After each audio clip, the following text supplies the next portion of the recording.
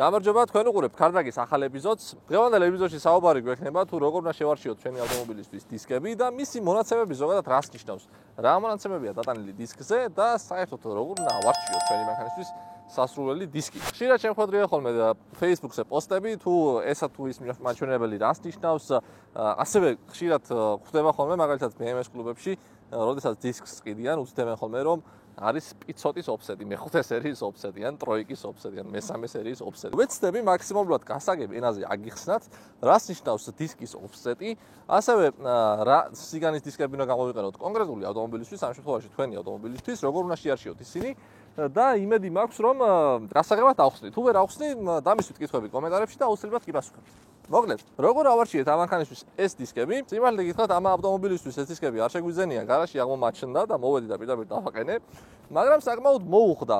რასაც ვერ ვიტყოდი ანას ავტომობილზე E92-ზე, რომელსაც არ მოუხდა ეს დისკები და ახლა ვაგიხსნით რაშია საქმე. პირველ რიგში, როდესაც დისკს შევიძენთ, ან ვარჩევთ ჩვენი ავტომობილისთვის, აუცილებლად უნდა ვნახოთ დისკის ოფსეტი რამდენია. რას ნიშნავს ოფსეტი? ოფსეტი ნიშნავს იმას, რომ ადგილს, სადაც ემაგრება დისკის გული, მაქედან მიმართებაში რამდენი სანტიმეტრით არის წინ ან უკან დისკის ცენტრი. სურათს დავურთავთ, ეხლა აქ იქნება ანაჩასვამს სურათს. დაახლოებით რომ მიხვდეთ. გვაქვს სამნაირი ოფსეტის დისკი. ეს არის დადებითი ოფსეტის, რომლის ციფრები იწყება პლუსით, ასევე უარყოფითი ოფსეტის, რომლის ციფრები იწყება მინუსით და ასევე ნულოვანი ოფსეტი.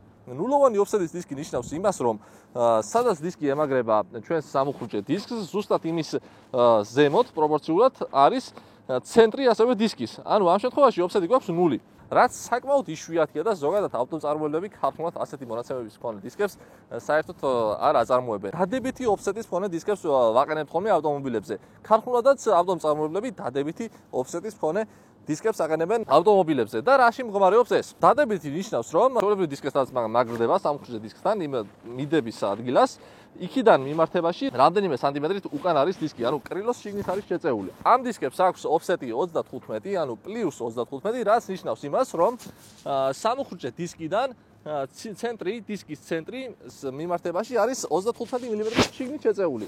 ანუ 3.5 სანტიმეტრით შიგნით არის შეწეული. თუ ჩვენ ამ დისკზე დავაყენებთ სპეისერს, სპეისერები როგორც ისიც დისკის გარეთ გამოსაწევად არის საჭირო, თუ დავაყენებთ მაგალითისთვის 2 სანტიმეტრიან სპეისერს, ეს ნიშნავს იმას, რომ 2 სანტიმეტრით გარეთ გამოვწევთ დისკს და მივიღებთ დაახლოებით 15 პლუს 15 ოფსეტს, ანუ 20 მმ-ს მოვაკლებთ. როგორც წესი, უარყოფითი ოფსეტის მქონე დისკები საერთოდ არ იწარმოება, მხოლოდ სარბოლო ავტომობილებზე მინახავს უარყოფითი ოფსეტის მქონე დისკები, რაც ნიშნავს იმას, რომ სამუხრუჭე დისკიდან დაშორებით, გაცილებით გარეთ არის ხოლმე ცენტრი დისკის და ასეთი დისკები ყოველდღიურ მოხმარებაში საერთოდ არ გამოიყენება და ავტომწარმოებლები უარყოფითი ოფსეტის მქონე დისკებს საერთოდ არ აწარმოებენ. ქარხნულად ამ ავტომობილის მოყვება 16-იანი დისკები, რომლის ოფსეტი გახლავთ 40 პლუს 40. ეს ნიშნავს იმას, რომ 4 სანტიმეტრით შიგნით არის ცენტრის, ანუ ცენტრის ადგილიდან შიგნით არის შეწეული დისკის ცენტრი და საკმაოდ ცუდად გამოიყურება. ზოგადად ქარხნულ ავტომობილებზე მსგავსი სტილის დისკები გვხვდება ძირითადად და კრილოდან საკმაოდ შიგნით დგას, ფრთიდან, ქართულად ვისაუბროთ, მაგრამ ფრთას ვერ გაიგებს ბევრიდან. კრილო იყოს. კრილოდან საკმაოდ შიგნით დგას ხოლმე და ზოგადად არ მოგწონს მსგავსი სტილის დისკები და ყოველთვის ვცდილობთ ხოლმე ან გარეთ გამოვწიოთ, ან სხვა დისკი შევიძინოთ, რომელიც უფრო მოუხდება ავტომობილს. დისკის ოფსეტთან ერთად აუცილებელია რომ გავითვალისწინოთ დისკის G, ანუ რა სიგანის არის დისკი.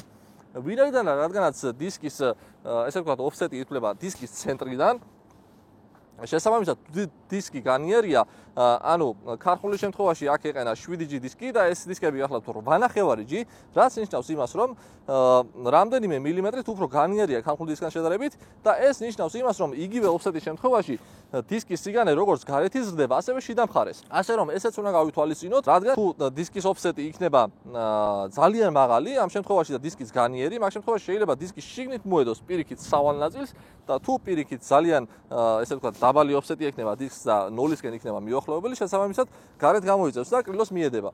ამიტომ ორივე მონაცემი აუცილებელია დისკის შერჩევის დროს. დისკებზე ზოგადად ოფსეტი აღინიშნება ხოლმე 220, ეს არის IS და შემდეგ ციფრები +40, +30, +20 და ასე შემდეგ, ან IT 30, IT 40 და ასე შემდეგ. მოკლედ ეს მონაცემები ყოველთვის არის ხოლმე დისკებზე დატანილი. თუ თქვენ შეიძენთ ხოლმე ახალ დისკებს და ზოგადად ჩინურ, ტაივანის, თურქული ნაწარმის დისკებს, ეს მონაცემები ზოგჯერ არ აქვთ ხოლმე დისკებზე თვითონ ამოტვიფრული, სტიკერი აქვს მიკრული და დროთა განმავლობაში ეს სტიკერი ძვლება. ამ შემთხვევაში რთულია გამოვიცნოთ იმ დისკის მონაცემები და მხოლოდ ის გადაგვშენია რომ მანქანაზე მივაყენოთ და შევხედოთ თუ როგორ დადგება, მაგრამ სანამ დისკებს მივაყენებთ ავტომობილზე, ეს მონაცემები აუცილებლად უნდა ვნახოთ და დაახლოებით წარმოვიდგენთ თუ როგორ დადგება ეს დისკი ამ ავტომობილზე. ეხლა უნდა მივადგეთ ერთ საინტერესო საკითხს, როგორ უნდა შევარჩიოთ დისკი ჩვენი ავტომობილისთვის და რა მონაცემები არის ამისთვის ხელსაყრელი, ან როგორ მივხვდეთ რომელიც ჭირდება ჩვენ ავტომობილს. მაგალითისთვის რომ ავიღოთ მე-3 სერიის BMW და მე-5 სერიის BMW. ორივეს ქარხნულად მოყვება სხვადასხვა ოფსეტის დისკები. ანუ დაახლოებით +20 ოფსეტის დისკები ჭირდება მე-5 სერიას და დაახლოებით +40 ოფსეტის მქონე დისკები ჭირდება ხოლმე მე-3 სერიას. ამ შემთხვევაში ჩვენ შეგვიძლია ვივარაუდოთ და შევიზინოთ ისეთი ახალი დისკი, რომლის ოფსეტიც დაახლოებით ამ დიაპაზონშია. ანუ მე-3 სერიის შემთხვევაში კარგი იქნება სასურველი თუ შევიზენთ დაახლოებით 40-დან 30-მდე ოფსეტის დიაპაზონში დისკს, შეიძლება უფრო ნაკლებიც, თუმცა ამ შემთხვევაში არ უნდა დაგვაიწყდეს ის, რომ დისკის სიგანი არ უნდა იყოს ამ შემთხვევაში ძალიან განიერი, თუ ნაკლები ოფსეტის დისკს შევიზენთ, მაგალითად მე-5 სერიის ოფსეტის დისკს თუ ვაყენებთ მე-3 სერიაზე, ამ შემთხვევაში ოფსეტი იქნება 20 და ანუ უფრო დაბალი და შესაბამისად დისკიც უნდა იყოს ნაკლებად განიერი, რადგან ჩავატიოთ ის კრილოში. ესეთი დეტალები გასათვალისწინებელია, ამისთვის არსებობს არაჩვეულებრივი საიტი tire-size.com, სადაც შეგიძლიათ შეხვიდეთ და ნახოთ როგორ დისკი, ანუ რა ზომის არის და რა სხვაობას იძლევა ბრუნის დროს. რა თქმა უნდა, დისკთან ერთად მნიშვნელოვანი არის ხოლმე საბურავი, რა ზომის საბურავს დავაყენებთ ავტომობილზე. ხშირია ხოლმე ქალაქში ხშირად ხდება ავტომობილები, რომლების საბურავები არასწორია. ანუ არასწორში რას გულისხმობთ? ზოგ ავტომობილზე ხედავ, რომ ძალიან მაღალი დისკი აყენია, ან ძალიან განიერი, ან დისკი არის ვიწრო და საბურავი არის განიერი და მოკლედ მსგავსი ფაქტები ძალიან ხშირად არის ხოლმე და ეს იმის ბრალია, რომ უბრალოდ ხალხმა არ იცის და ესე ვთქვათ, არ არის კარგად ჩახედული ამ საკითხში, როდესაც მიდის საბურავის შესაძენად, იქაც ურჩევენ, რომ აი განიერი კარგია ზმალა და აყენე. არა და სულაც არ არის ეგრე. როცა განიერს ან მაღალ საბურავს ვაყენებთ, გაცილებით უარესდება ზოგადად ავტომობილის მართვის ხარისხი და მეტი ძალა ადგება როგორც ავტომობილს, ასევე მის სავალ ნაწილს, ну ზოგადად მთლიანად ყველაფერს მეტი ძალა ადგება, მეტ საწვავს მოიხმარს და ასე შემდეგ. ამიტომ ასეთი დეტალები ძალიან მნიშვნელოვანია. ჩვენ შემთხვევაში როგორ იყო, ეხლა მოგიყვებით, ეს დისკი გახლავთ 18-იანი, თუმცა ქარხნული 16-яნის სიმაღლეა და რაში მდგომარეობს? მოიცა დისკი მოვიტანო. მეტი თვალსაჩინოებისთვის მოხსენი ეხლა 18-იანი დისკი ისევ და მინდა გაჩვენოთ, რომ მიუხედავად იმისა, რომ ეს დისკი არის 18-იანი და ეს დისკი გახლავთ 16-იანი, ბრუნი დაახლოებით იგივე მოუწევთ, დაახლოებით ერთი ზომის არის დისკის სიმაღლეში ორივე, რაც იმას ნიშნავს, რომ ბრუნები დაახლოებით ერთმანეთს დაემთხვევა.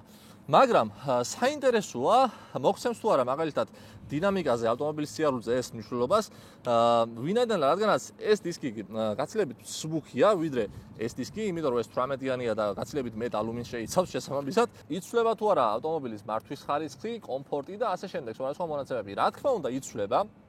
ამ დისკების 18-იანების შემთხვევაში შედარებით ავტომობილის სიარული იქნება გრუბი. გრუბში გულისხმობ იმას, რომ მეტად შეიტყობს პატარ-პატარა, ესე ვთქვათ, არასწორ ზედაპირს ასფალტზე, რაც 16-იანის შემთხვევაში ნაკლებად იგრძნობა ხოლმე. ასევე 16-იანი დისკი იწონის გაცილებით ნაკლებს ვიდრე 18-იანი დისკი. შესაბამისად, აჩქარებაზეც უნდა მოხდეს სხვაობა. ამისთვის ახლა გამახსენდა, რომ სახში მაქვს ანა დრაგი და წამოვიღოთ და გავზომოთ ორივე ჩქერვა, ხო, კარგი აზრია. რას ფიქრობ? ხო? ეხლა ჩვენ წავალთ 16-იან დისკებს მივაყენებ ისევ ავტომობილზე, დრაგით გავზუმო აჩქარებას და შევადარებ შემდეგ უკვე 18-იანებზე აჩქარების, ესე ვთქვათ, დროს. ეჭვი მაქვს, რომ ამით მეტი იქნება დრო, რადგან მეტი ძალა ადგება როგორც ავტომობილს, ასევე სავალ ნაწილს იმისთვის, რომ ამხელა დისკები დაადრიალოს. მიუხედავად იმისა, რომ როგორც გითხარით, ბრუნის მომენტი ერთი და იგივე აქვს ამ დისკებს და სიმაღლე ერთი და იგივე აქვს, წონა მაინც იმოქმედებს ამ დისკებზე. მაგრამ შეიძლება არც იმოქმედოს. მოკლედ ერთად ვნახავთ, გავზომავთ 0-დან 100-მდე აჩქარებას და ვნახავთ რა სხვაობას მოგცემს. ხო, ეხლა ანა მომაწოდა ერთი შესანიშნავი იდეა და კითხვა გაუჩნდა ესეთი, რომ თუ 16-იან დისკზე დავაყენებთ უფრო პატარა საბურავსო, უფრო პატარა ზომის საბურავსო, იქნება თუ არა უფრო ჩქარიო ავტომობილიო, რა თქმა უნდა, იქნება უფრო ჩქარი, იმიტომ რომ ნაკლები ბრუნი მოუწევს. მაგრამ ეს დისკი რაგან უფრო განიერია და შესაბამისად საბურავიც უფრო განიერია, მეტად კარგია მანევრის დროს და ხშირ შემთხვევაში, როდესაც ავტოსპორტისთვის ამზადებენ ავტომობილებს, აყენებენ სწორედ რომ განიერ დისკებს. რადგან, როგორც ხედავთ, ამის არეალი მოჭიდების გაცილებით დიდია, ვიდრე ამ საბურავის. საბურავებსაც აქვე ორი სიტყვით შევეხები. Რა თქმა უნდა, შესაძლებელია ის, რომ ვთქვათ, როგორც ამ შემთხვევაშია, სხვადასხვა რადიუსის მქონე დისკზე სხვადასხვა ზომის საბურავი დავაყენოთ და მაგალითისთვის შეიძლება აქ იდგეს ახლა ისეთი საბურავი, რომელიც ამაზე გაცილებით დაბალი იქნება მიუხედავად იმისა, რომ დისკი 18-იანია. ასევე ანალოგიურად ამ შემთხვევაშიც. მაგრამ სწორად როგორ უნდა ავარჩიოთ საბურავი ჩვენი ავტომობილისთვის, ეს ძალიან მარტივია და არ უნდა შეგეშალოთ ხოლმე არასდროს, რადგან ყველა ავტომობილს ხალხურად მითითებული აქვს ხოლმე რომელი დისკზე რომელი ზომის საბურავი უნდა დააყენოთ. მაგალითისთვის ამ ავტომობილს, როდესაც კარს გამოვაღებთ და ბერ ავტომობილს ეგრე აქვს, მითითებული აქვს რამდენიან დისკზე რა ზომის საბურავი უნდა დაყენდეს, ასევე რა წნევაზე უნდა იყოს ისინი. საბურავებსაც ბარემ აქვე ორი სიტყვით გეტყვით, რომ თუ გაინტერესებთ რომელ წნიანია საბურავი, აბსოლუტურად ყველა საბურავს აქვს მითითებული გამოშვების თარიღი. ზოგადად საბურავზე უნდა იპოვოთ ანაჩასვამ სურათს, აი ესეთი პატარა მართკუთხედი, სადაც ჩაწერილი იქნება 4 ციფრი და ეს 4 ციფრი რას ნიშნავს? პირველი 2 ციფრი ნიშნავს იმას, რომ რომელ კვირაში არის საბურავი წარმოებული და ბოლო 2 ციფრი ნიშნავს რომელი წლის, რომელი კვირაა. ანუ, თქვათ, თუ აწერია საბურავს 20-20, ნიშნავს, რომ მე-20 კვირაშია 2020 წლის. ან თუ აწერია საბურავს 15-95 ნიშნავს, რომ მე-15 კვირაშია 1995 წლის, რაც ძალიან ძველია და არ გირჩევთ ნამდვილად მსგავსი ძველი საბურავების დაყენებას. ჩვენს ქვეყანაში არის ძალიან ბევრი, ესე ვთქვათ, ბაზარი მეორადი საბურავების, სადაც იყიდება ეს მეორადი საბურავები, თუმცა ძალიან ხშირ შემთხვევაში არის ეს საბურავები ძალიან ძველი და ესე ვთქვათ, დამონტაჟების შემთხვევაში ძალიან მალე იცვითება ეს საბურავები და ასე ვთქვათ, მოჭიდებაც ძალიან ცუდი აქვს და ასევე არ არის კომფორტული საერთოდ. სირბილეს კარგავს საბურავი დროთა განმავლობაში.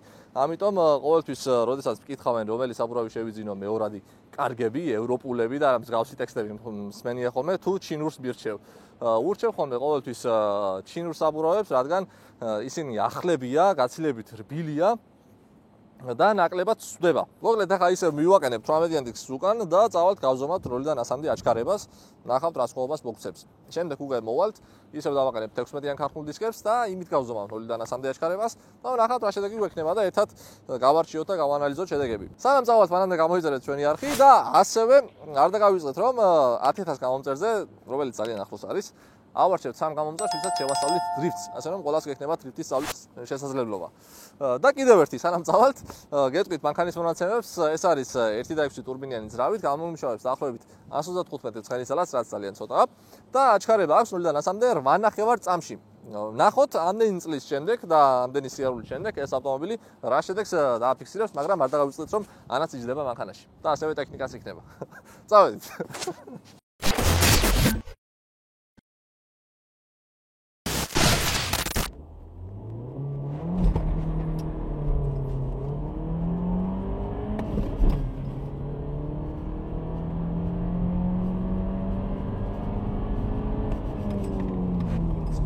და 29 იყო დრო, აი საგაჩვენებ, შესაძლოა. 9 და 29. კარგი, ახლა გავჩერდები და მეორეჯერ შეგვიძლია გავტესტოთ. მოდი ცუდი სტარტი მქონდა.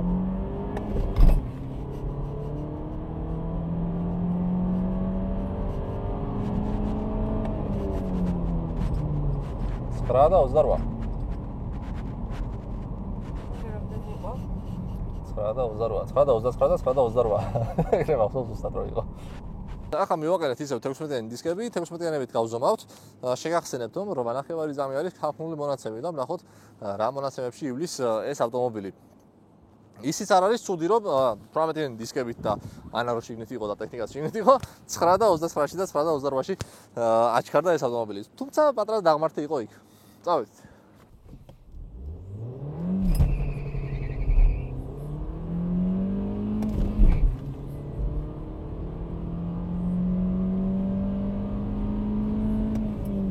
და 77. ანუ ქართულ მონაცემთან ძალიან ახლოს არის ეს მონაცემები, მაგრამ ისიც უნდა გავითვალისწინოთ, რომ ცოტა დაღმართი იყო შედარებით.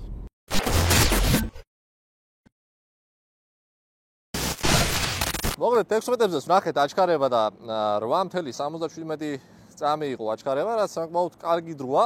მაგრამ ოდნავ დაღმართი იყო. მოკლედ ნახეთ 16-იანებით, ქარხული 16-იანებით აჩქარება რომ იყო 8.77, დაახლოებით 0.5 წამი არის სტომილება 18-იანს და 16-იანს შორის აჩქარებაში დრო და რაც იმის მანიშნებელია რომ ზოგადად უფრო დიდი ზომის დისკები მიუხედავად იმისა რომ ერთი ბრუნი უწევს ორივეს მაინც სხვაობას იძლევა. Რა თქმა უნდა უკეთესი მანევრი აქვს ამ დისკებით ავტომობილს, მაგრამ აჩქარება, ბენზინის წვა და ასე თქვა სხვადასხვა მონაცემები, თუნდაც მანქანაზე დატვირთვა მაინც იზრდება ამ შემთხვევაში. და ამიტომ გასათვალისწინებელია ის რომ დისკი იყოს ყოველთვის მსუბუქი. ეს დისკები არ არის მსუბუქი, სავარაუდოდ ტაივანის წარმოების არის, ზუსტად არ მახსოვს და შესაბამისად მივიღეთ ეს შედეგი. დისკის სხვადასხვა მასალები არსებობს, ზოგადად ახალი დისკები, რომელიც შემოდის საქართველოში, ჩინეთიდან, თურქეთიდან, ტაივანიდან, სხვადასხვა ხარისხის ალუმინებია და არსებობს ნაწყრთობი დისკები ალუმინის, რომელიც გაცილებით მსუბუქია ხოლმე. და ასეთი დისკების მონაცემები, რა თქმა უნდა, ყოველთვის კარგია და სასურველია ავტომობილისთვის, რადგან მსუბუქია და სიმსუბუქე ძალიან დიდ შედეგს იძლევა ხოლმე განსაკუთრებით, როდესაც ავტოსპორტში ვიყენებთ დისკებს. კიდევ ერთი გასათვალისწინებელი ფაქტორი ის არის, რომ ქარხნული დისკები, რომელიც მოყვება ავტომობილს, არის გაცილებით კარგი მასალის და შედარებით უძლებს უსორმასორო ზედაპირებს და არ ტყდება, არ იღუნება და ასე შემდეგ, ვიდრე ჩინური, ტაივანის ან თურქული დისკები, რომლებიც პატარა უსორმასორო ზედაპირზეც კი შეიძლება გაიბზაროს ან გატყდეს და ასე შემდეგ და ხშირია ამის მაგალითები. ხოლო ნაწყრთობი დისკების შემთხვევაში ეს ყველაფერი ნაკლებად ხდება, რადგან გაცილებით გამძლეა ის დისკები და ესე ვთქვათ ფორმებს ინარჩუნებს მისი სიცოცხლის განმავლობაში. რომ შევაჯამოთ, მოკლედ თქვენი ავტომობილისთვის გადაწყვეტილი გაქვთ დისკების არჩევა, აუცილებლად შეხედეთ ქარხნულ მონაცემებს, ქარხნულად რა ოფსეტის დისკი უყენია თქვენს ავტომობილს და აქედან გათვალეთ თუ რა მონაცემების დისკები დაშირდებათ თქვენი ავტომობილისთვის. და ასევე საბურავების არ დაგავიწყდეთ, რომ მაქსიმალურად ეცადეთ ქარხნული ზომის საბურავები დააყენოთ ავტომობილზე, რადგან თავიდან ავირიდოთ მეტი წვა, მეტი ცვეთა ავტომობილის და ასე შემდეგ. ბევრი მიზეზია ამის. სულ ეს იყო, მგონი საკმაოდ კარგი ეპიზოდი გამოვიდა და ინფორმაციული თქვენთვის და იმედი მაქვს რომ ამ ვიდეოს ბევრი ნახავს და აღარ იქნება ხოლმე კითხვები Facebook-ზე რისი ოფსეტია ძმა და ასე შემდეგ, რადგან ყველა დისკზე არის ხოლმე მითითებული ქარხნული დისკის ზომები. აუცილებლად გამოვიწერეთ ჩვენი არხი და არ დაგავიწყდეთ 10,000 გამომწერზე, 3 გამომწერს შევარჩევთ, ვისაც ვასწავლით დრიფტს. დროებით შევხვდებით შემდეგ ეპიზოდში.